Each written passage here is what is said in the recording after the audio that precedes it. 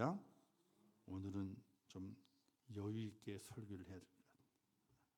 새벽은 빨리 끝내야 돼가지고 막 불이 나게 그냥. 첫째 날 제목이 뭐였죠? 성령을 구하라. 그리고 이제 컨닝하지 마세요. 뭐 컨닝을 하시고. 자, 성령을 구하라. 자, 성령을 구하라 그랬습니다. 자, 오늘은 제목이 뭐예요? 귀하게 쓰임 받는 사람, 귀하게 쓰임 받는 일꾼. 자, 성령을 구하라. 성령을 구해서 받으라는 거예요, 받지 말라는 거예요? 받으라는 거예요. 그러면서 이제 화요일, 수요일, 목요일, 금요일까지 성령에 대한 이야기를 막 이렇게 여러 가지를 믹서를 막 했어요. 근데 잘 믹서해서 성령을 받아서 성령을 사용하게 되는데 어떻게 사용하는 것이냐?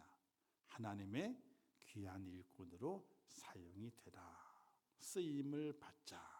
이런 말씀이에요. 그래서 시작을 잘 들었으면요, 끝을 잘 들으면 돼. 그럼 뭐가 이루어지는 거예요? 문장의 완결이 이루어져요. 서론, 시작, 성령을 구하라, 부르짖어 구하라, 간절히 구하라. 그리고 끝에는 성령 받았으니 하나님께서 인정하시는 귀한 하나님의 사람으로 쓰임을 받겠습니다 하고 결론을 딱 맺으면 돼. 할렐루야. 오늘 말씀을 함께 나누면서 그런 결론으로 세워져서 내가 성령을 받아 믿음의 길을 걸어가고 하나님의 신이 내 속에 임했을 때에 내가 어떻게 쓰임받는 자가 되어야 될 것인가.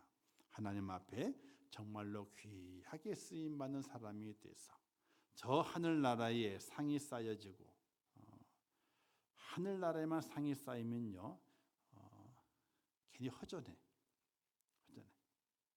하나님께 절대로 하늘에만 상을 쌓아놓지 아니하시고 이 땅에 상급이 돼서, 이 땅에 축복이 돼, 복이 돼서 그들의 삶 속에 그 복이 임하도록 하나님께 축복하신다는 사실을 믿으시기를 주님의 이름으로 축원합니다. 나로 인해서 내 아내가 복을 받을 수 있고, 나로 인해서 내 남편이 복을 받을 수 있고, 나로 인해서 내 자녀가 복을 받을 수가 있어요. 그 복은 하나님 주시는 복인데 바로 하나님의 성령을 받은 이가, 성령 충만함을 입은 이가 하나님의 뜻 가운데 귀하게 쓰임 받게 되면은 하나님은 절대로 공짜가 없다고 그랬어요. 내일 우리 청소하잖아요, 그죠? 교회에서는 일당은 안 줍니다. 밥은 줘요. 일당은 안 줍니다. 일당은 누가 주는 거예요? 하나님이 주시는 거예요. 하나님 주실 때는요, 세상의 일당이 아니에요. 하늘의 일당이에요. 하나님의 손의 일당이. 우리 손이 더 커요? 하나님의 손이 더 커요? 그걸 잘 기억하셔야 돼요. 저는 늘 그 기대감을 가지고 있어요. 사람의 손은 작아요. 어쩔 수 없이 작아. 그러나 하나님의 손은 엄청나게 커요.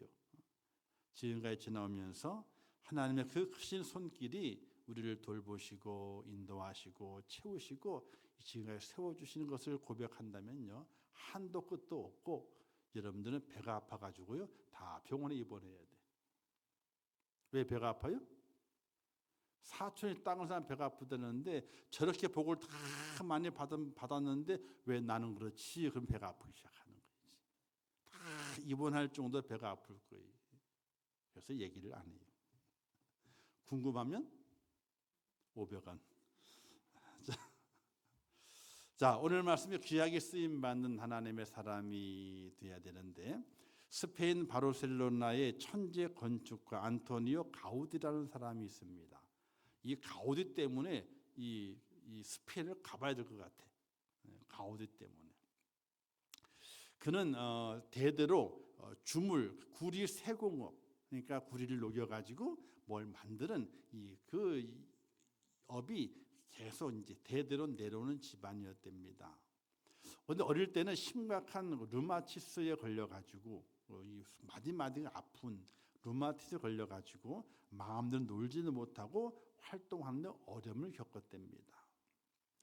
학교에서는 그를 가르쳐서 야, 이 천재인지 미친놈인지 분간이 안 될 정도로 아이가 좀 독특한 거예요.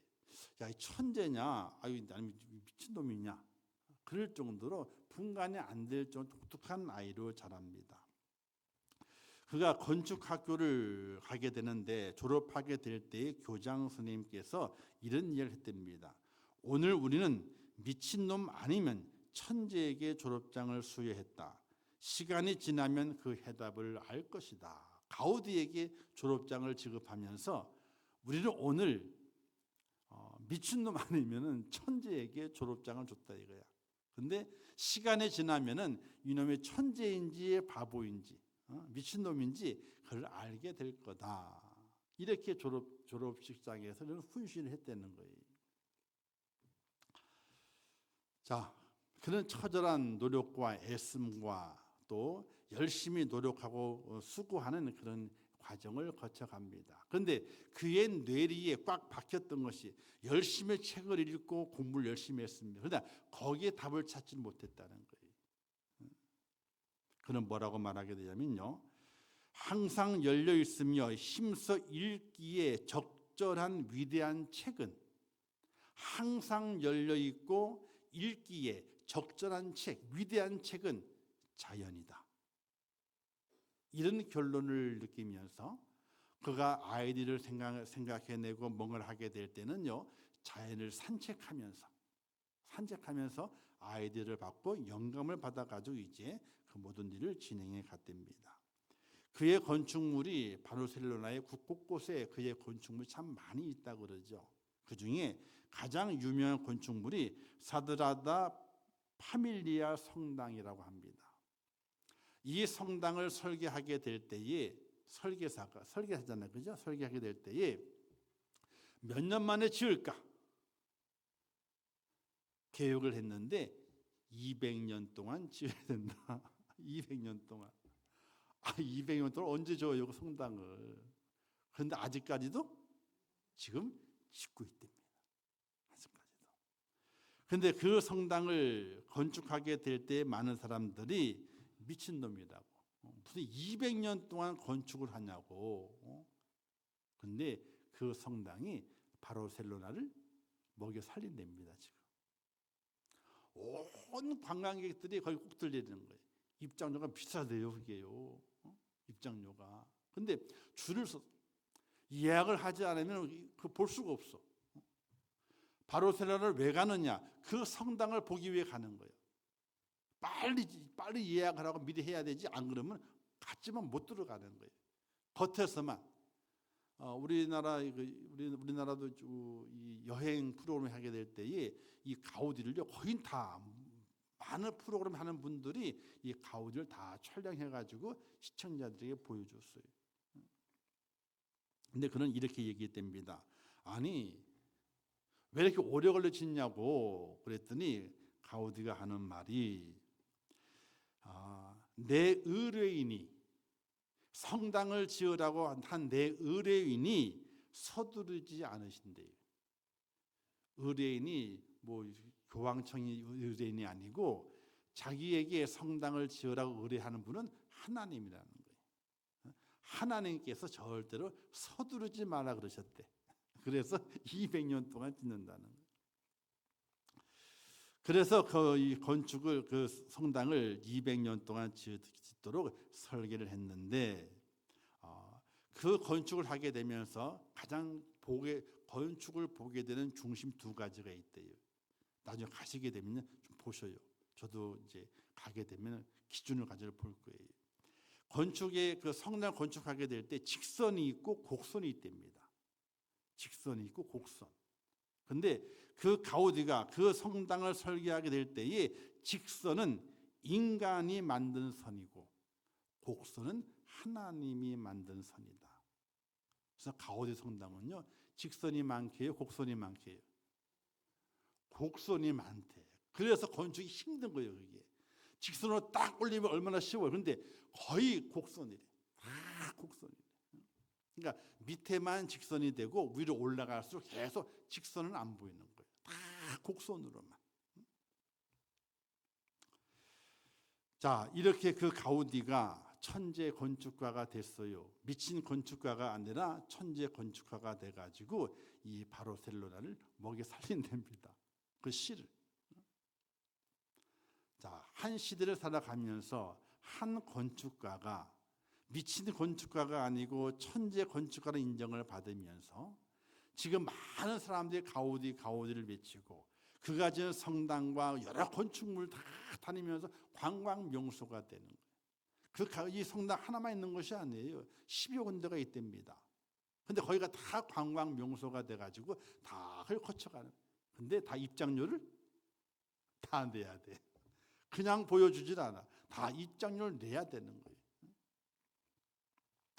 이처럼 한 사람이 귀하게 쓰임 받으면 역사가 바뀌게 되고 도시가 바뀌게 되고 예술이 바뀌게 되고 기준이 바뀌게 되게 되는 그런 영향력을 끼치게 됩니다. 사랑하는 성도 여러분, 오늘 우리는 어떻게 하나님 앞에 쓰임 받아 하나님께 정해 놓으신 그 기준을 바꿀 수 있고 하나님을 감동시킬 수 있고 하나님의 그 속에 내가 저를 택하여 내 자녀 삼은 것이 내가 최대의 실수가 아니라 최대의 성공이다. 이럴 정도로 칭찬받는 귀하게 쓰임받는 하나님의 사람이 된다면은 그 인생은요 말로 할 필요가 없어요. 말로 할 필요가 없어요. 이런 말이 있습니다. 사람이 만든 그릇은 눈에 보이지만, 자, 그릇을 만들었잖아요. 사람이 눈에 보여요. 그런데 사람이라고 하는 그릇, 사람의 그릇은 눈에 보이지 않는다. 이런 말이 있어요. 사랑하는 성도 여러분, 내가 만든 그릇은 눈에 보이지만은 하나님이 만든 그릇은 눈에 보이질 않아요. 눈에 보이질 않아요.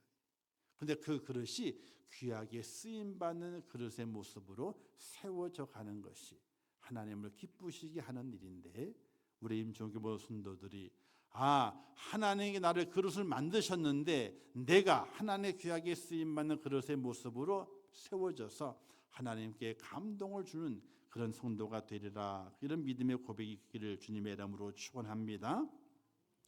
그러면 그 사람의 크기를 뭘로 측량하게 되느냐? 뭘로 측량? 그릇의 둘레로 그릇의 크기를 정한답니다.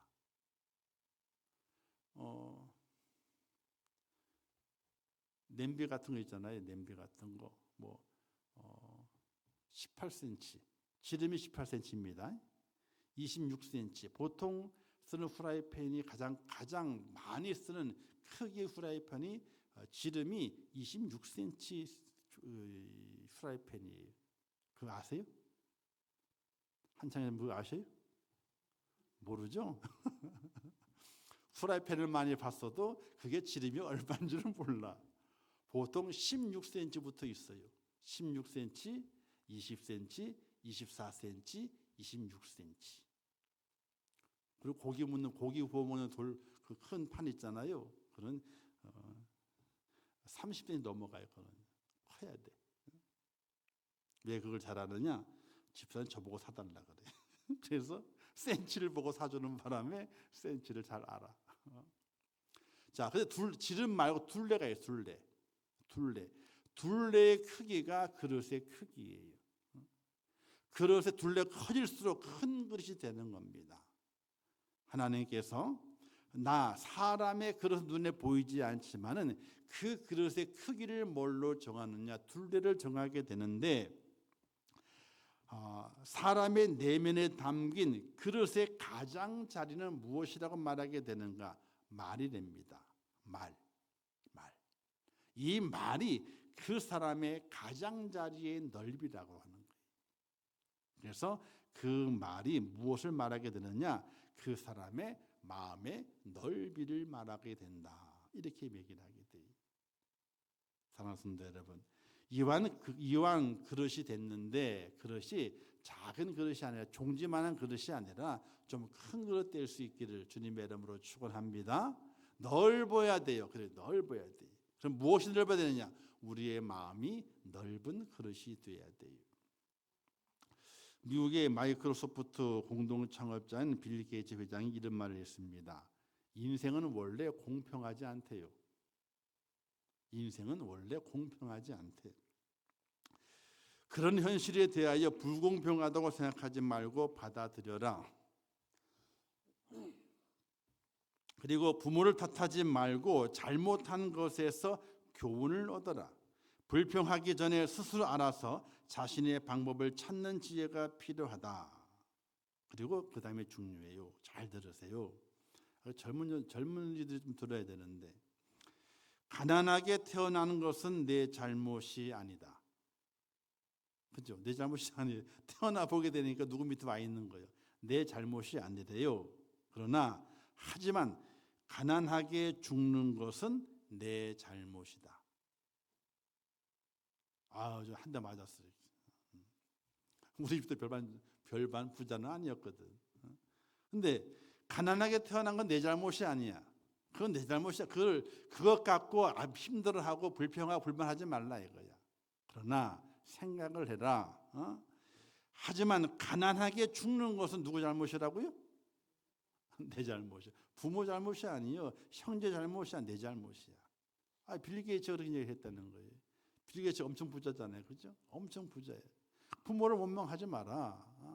그러나 또 가난하게 태어난 것이 너희 죄가 아니야. 그러나 내가 살아가면서 가난하게 살고 가난하게 죽는 것은 너의 죄야. 이 양반이 충격적인 말을 남겼어요. 인생의 멘토를 만난다는 것은 축복입니다.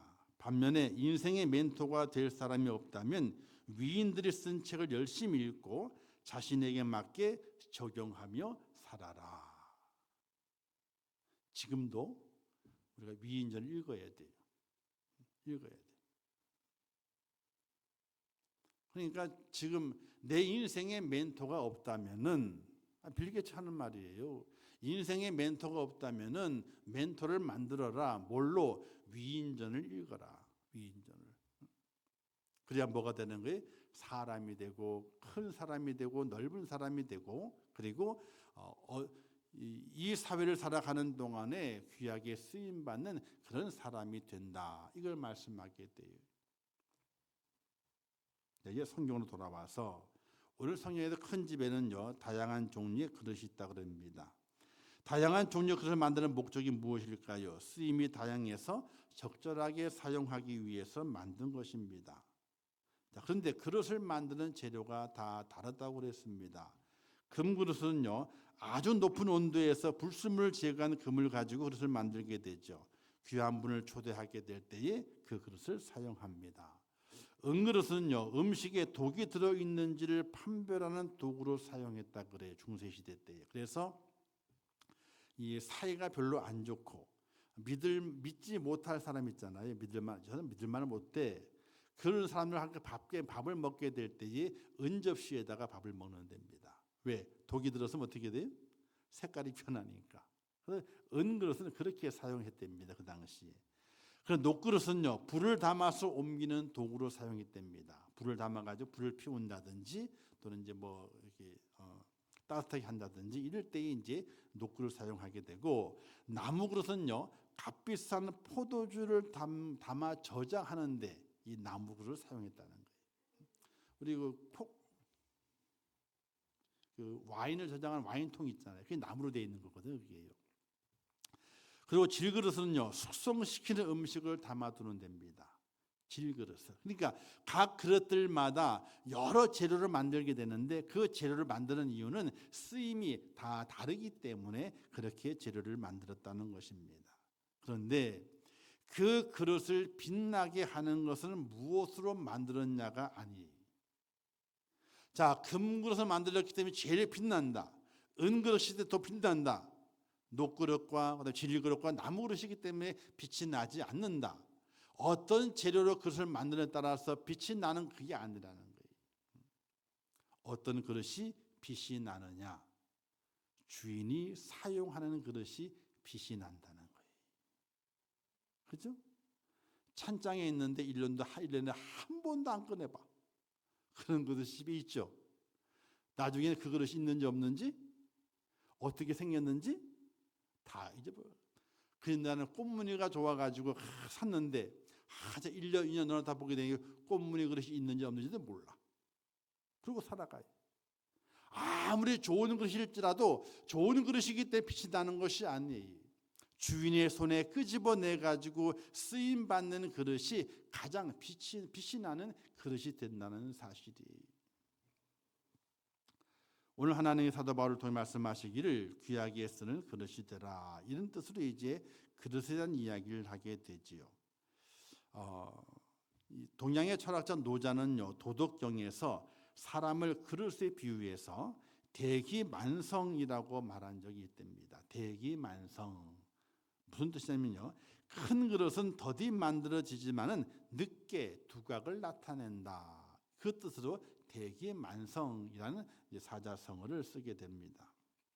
오랜 동안 큰 그릇을 오랜 동안 만들게 되죠. 많은 노력 가지고 만들어지게 됩니다. 그래서 나중에 크게 쓰임 받는 것을 말하게 됩니다. 그런데 큰 그릇은요, 아량이나 도량이 넓은, 아량이나 도량이 있는 사람을 가리켜서 큰 그릇이다, 이렇게 이야기를 하게 됩니다.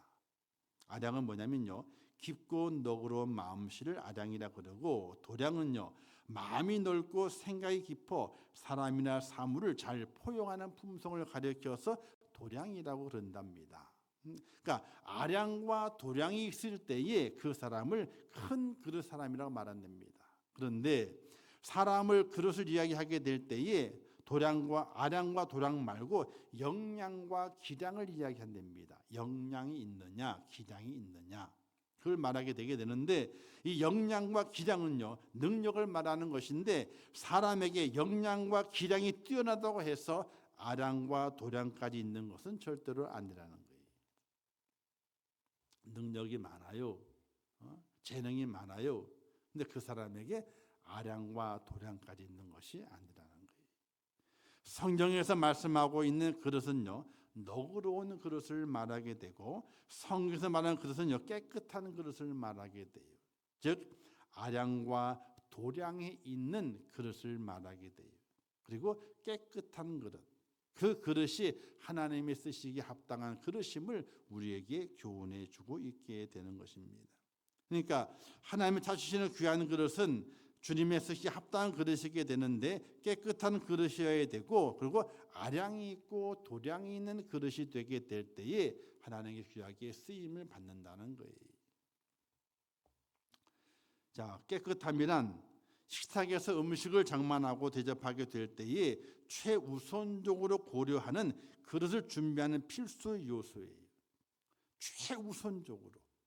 금그릇이냐 은그릇이냐 이것이 아니에요. 그 그릇이 정말 깨끗한 그릇이냐, 이게 음식을 담게 될 때 최우선적으로 고려되는 그 요소예요. 그러므로 하나님도 자신이 차린 식탁에 최우선적으로 고려하시는 것이 바로 깨끗함을 고려하신다는 겁니다. 성도의 마음이 시기와 질투와 탐욕과 방탕에서 벗어나야 되죠.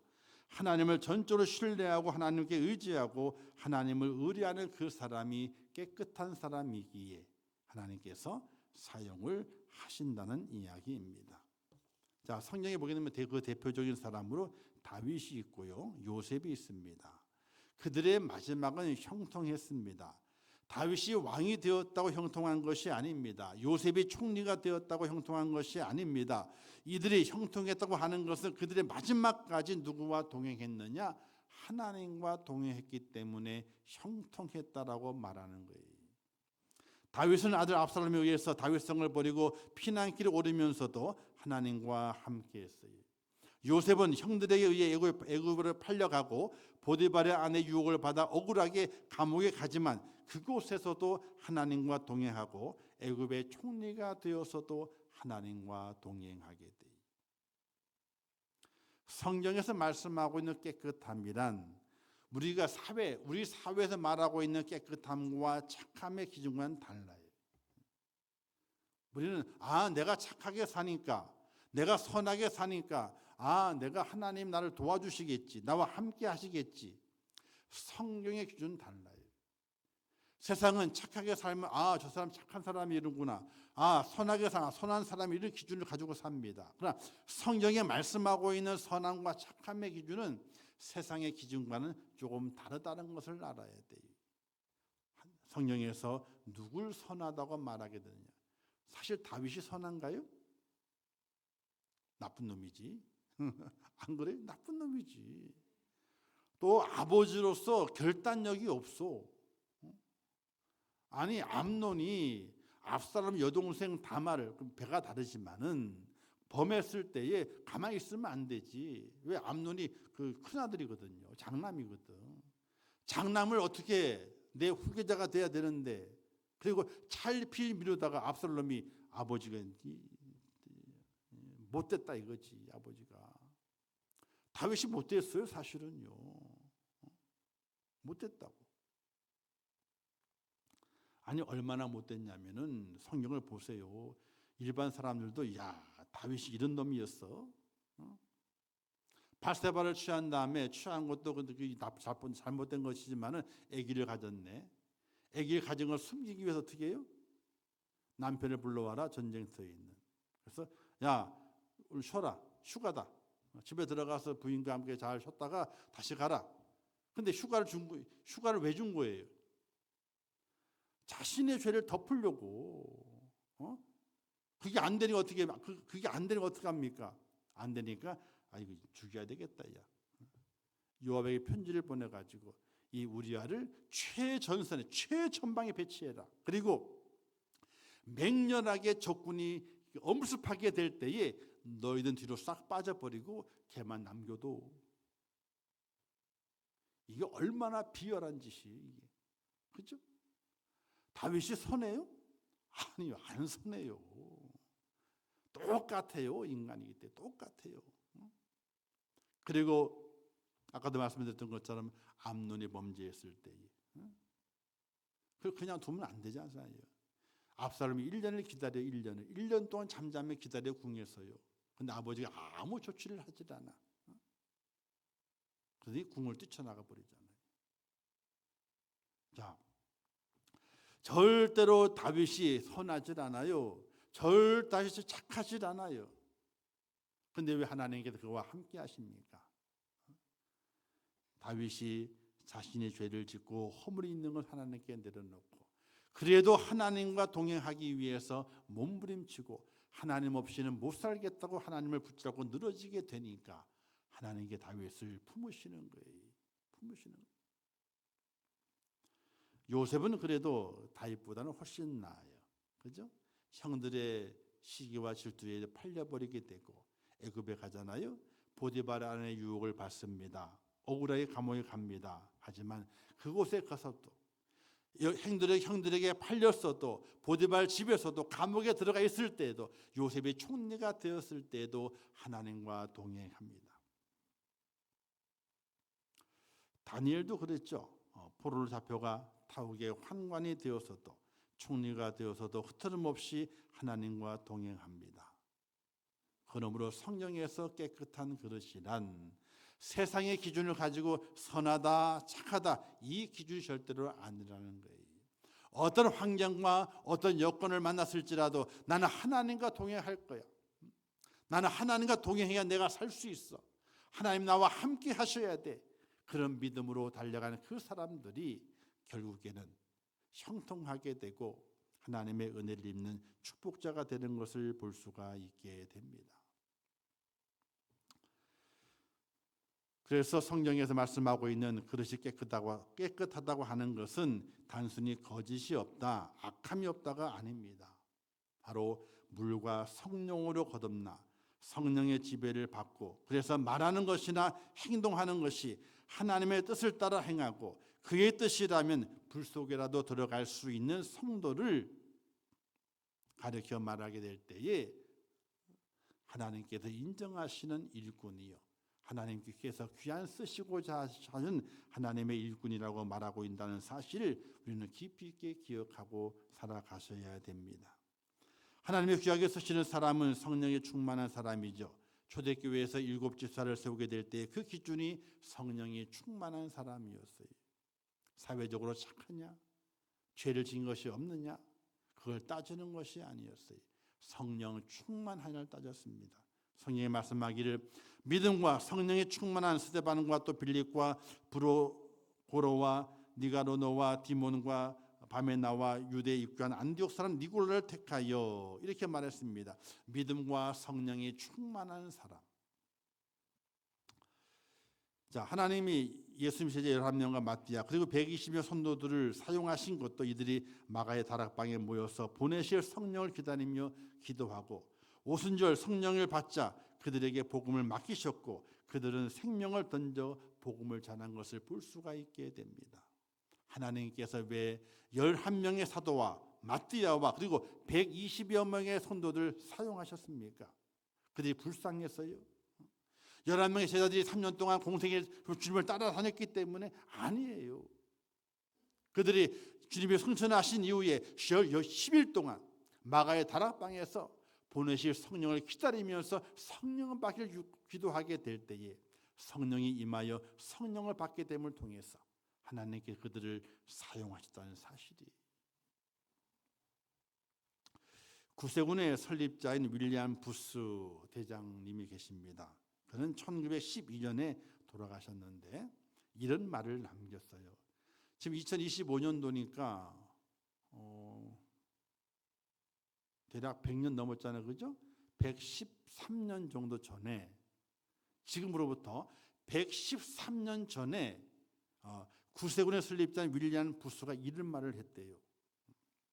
앞으로 기독교는 예수 없는 기독교가 될 것이다.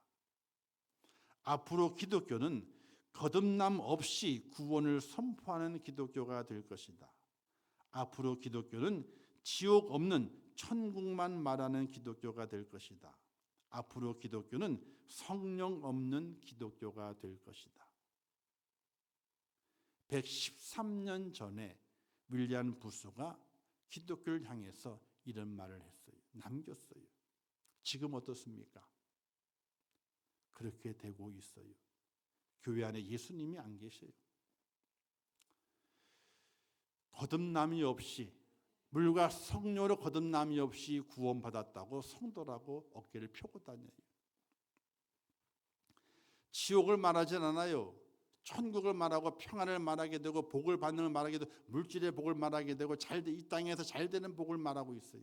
지옥을 말하질 않아요. 지옥이 없는 것 같아. 성령이 없는 기독교, 하나님의 신이 임하지 않는 기독교. 안 그런가요? 돌아보고 살펴보고 또 뒤집어 보게 되면 윌리엄 부스의 말이 113년 전에 말씀을 했는데 113년 전에 말씀했는데 바로 기독교가 그렇게 돼 가고 있는 거예요. 예수님이 안 계세요.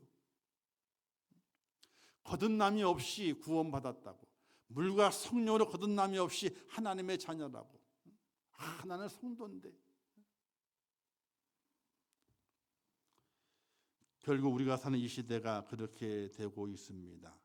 교회 안에 예수님이 안 계시고 성도들의 믿음에는 거듭남이 없고 평안과 물질의 축복만을 외치며 지옥은 말하지 않는 성령의 역사가 아니라 사람의 소리만이 넘쳐나는 이 시대, 이 교회를 바라볼 수 있는 것을 보게 될 때에 얼마나 안타까운지 몰라요. 누가 죽일 놈이냐? 목사가 죽일 놈이에요. 목사가 제대로 해야지. 요즘 이번 한 주간 또 엄청난 마음의 갈등이, 아니 여러분 때문에 그런 게 아니에요. 다른 일이 있었어요. 있어서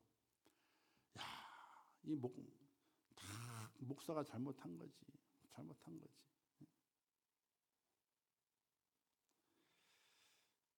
이 시대에 왜 교회 안에 예수가 없습니까? 예수님이 안 계십니까? 왜 거듭남이 없느냐? 왜 성령의 역사가 없느냐? 사람의 소리가 판을 치고 성령의 소리를 너무 잠잠하고 있고. 그래서 저는 지옥을 가끔 얘기하죠. 저는 지옥을 가끔 얘기해요. 지옥 있어요. 잘못하면 지옥 갑니다. 직행열차 타고 지옥 가는 거예요, 그냥요. 사랑하는 성도 여러분, 믿음의 길, 복음의 길, 하나님의 자녀 살아가는 길이 모두 한 길이지만요, 쉬운 길이 아닙니다. 예수님은 이 길을 가리켜 자신이 가려는 십자가의 길이라고 말하셨는데, 예수님 자신도 가야 할 십자가의 길이 얼마나 두렵고 떨렸기에 하나님께 기도하게 될 때에 이 잔을 내게서 거두시옵소서, 이런 기도를 했을까요? 이 길은 어떻게 믿음에 흐트름 없이 이 길을 어떻게 믿음에 흐트름 없이 그 길을 달려갈 길을 마치고 믿음을 잘 지킬 수 있겠습니까? 이런 찬양이 있죠. 이 길은 고난의 길. 잘못 잡았다. 가사를 이렇게 갑자기 흥분하는 바람에 목이 가서 첫들로 잡았어요. 이 길은 고난의 길, 이 길은 생명의 길, 나를 구원하신 주님이 십자가 지고 가신 길.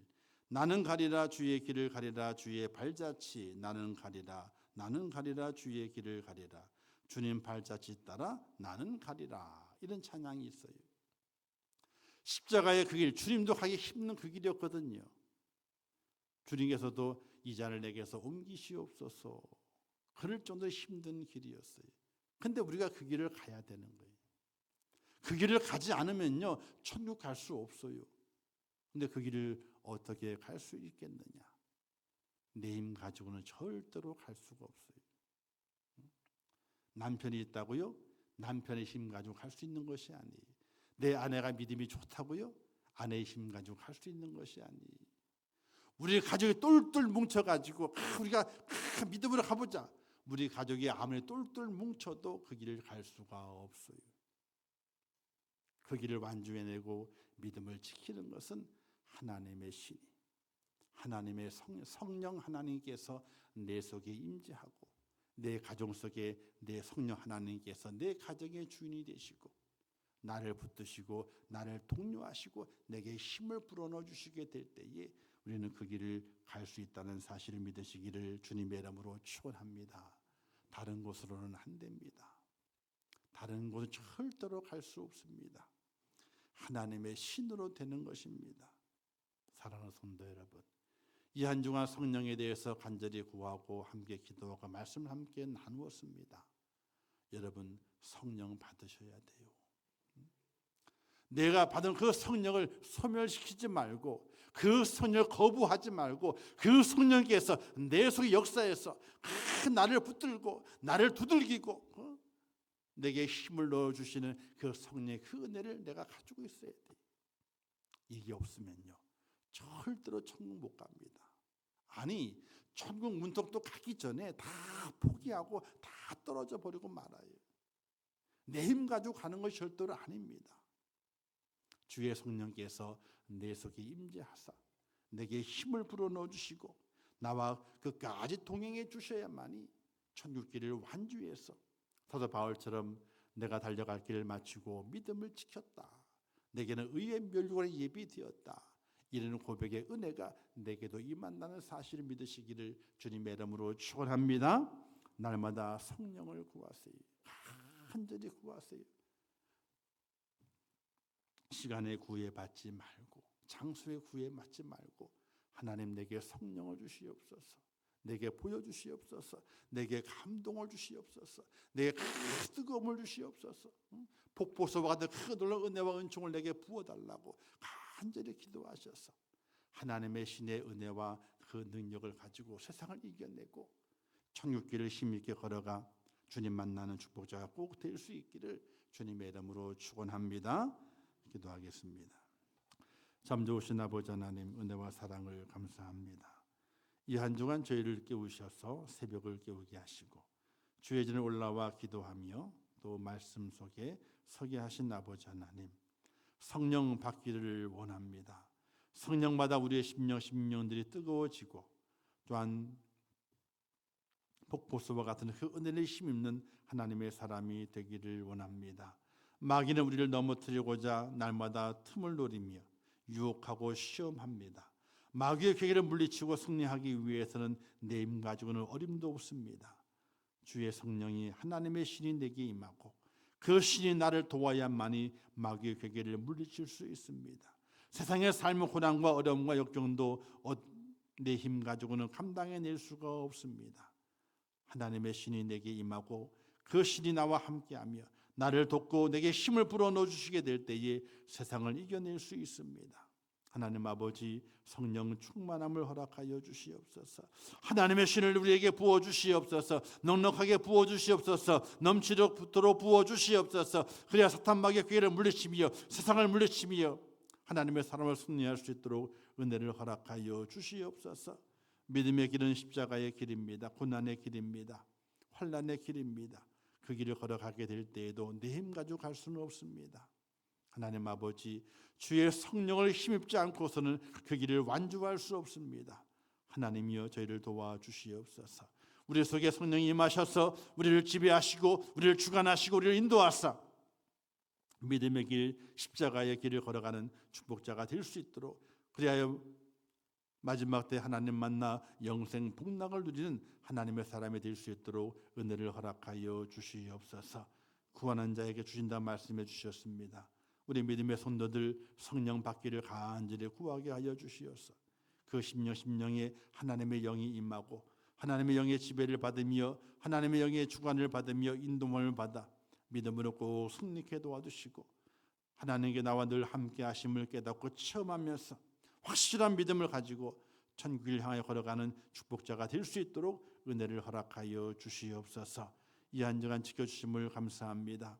함께 기도하는 모든 심령들에게 은혜를 더하시고 하나님께 드렸던 시간들이 무익한 시간이 아니어라 하나님께 쌓이는 큰 상이 되고 우리의 삶에 큰 복이 될 줄 믿사오니 하나님이여 모든 성도들의 심령들 속에 더 큰 은혜를 주시고 성령의 충만함을 주시어서 기도하는 자가 되게 하시고 말씀에 순종하는 자가 되게 도와주시고 하나님 앞에 온전히 맡기며 하나님을 의지하는 축복자가 될 수 있도록 하나님 도와주시옵소서.